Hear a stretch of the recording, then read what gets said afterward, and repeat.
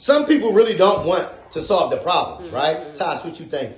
Some people don't want to solve the problem. Some people want to have problems to portray something that they're not. Yeah, I noticed, Tosh, when I was growing up, I would travel around the world and people would ask me, Mel, where you from? I say North Philly, right? I don't care where I was at. India, Florida, shout out to Fort Lauderdale. And as soon as they would ask me where I'm from, I would only tell them about the problems, or they would only ask me about the problems. Yeah. When I really didn't have all the problems, it was the image that I was portraying. I would tell them about the friends that got killed, the friends I was hanging around actually that were negative, when I actually had a lot of good friends that I could have hung around. My father used to always ask me, right, Tosh? He would say, Mel, why you only hanging around drug dealers? Guess what I tell my dad? It's only drug dealers in North Philly.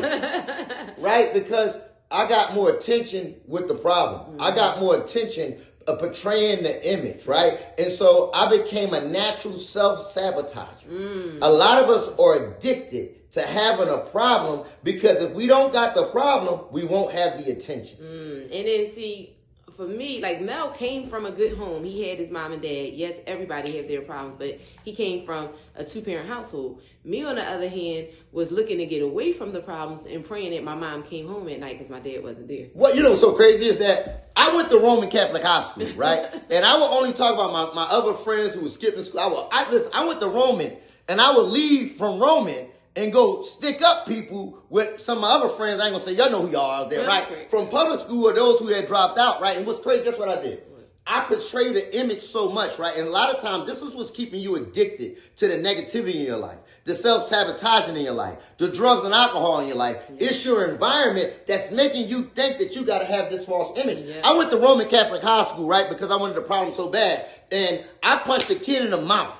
And I punched this kid in the mouth because I wanted to go to Simon Gratz.